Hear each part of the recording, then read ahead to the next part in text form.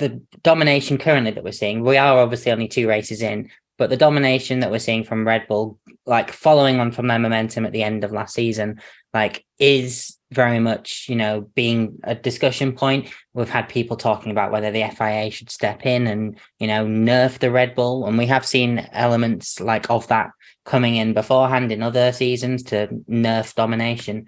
But ultimately, what do you think? Do you think the FIA need to get involved? Do you think, the onus is on the other teams to build a better car? Do you think, this is just what we're going to have for the rest of the season because, Red Bull have nailed it?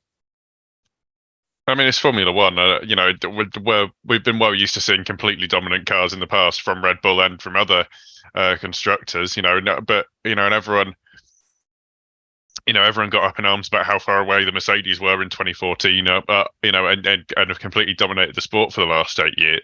Last 7 years. Sorry. Does the FIA doesn't need to do anything. Red Bull have put a really good car together, and that's kind of it. Build a better car. We got trust in the process of the sort of weighted sliding scale of aero testing and development time that you get.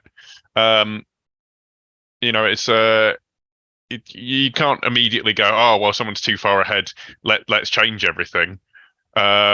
Just because one team's built a rocket ship, they've done a damn good job, and they should be celebrated for it. Not, that you should aspire to be like it, not just try and claw it back down to your level. I get that every team is going to, because why not? It's Formula One. If you can find a way to peg someone back without having to expend extra money or time yourself, or then of course you're going to do it. But I don't think it's the FIA's, unless anything illegal or questionable is found on the car, which as far as I can tell there hasn't been. There's an amount of just, well, they've knocked it out of the park.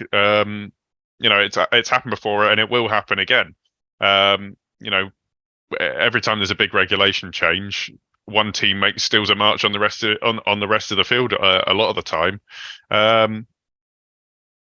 That's just the way it is. That's if you're not good, get better.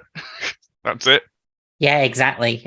Toto Wolff did obviously call F1 a meritocracy. If you get to the top, you've put in a lot of hard work to be there, and you ultimately, provided there is no obviously underhanded tactics, do deserve to be there. And Red Bull should be applauded, as you say, for making a car this powerful. And I guess we'll see when the books obviously get exposed, but as long as they've not overspent on catering again, this car is their challenger for 2023, and it's doing a very good job.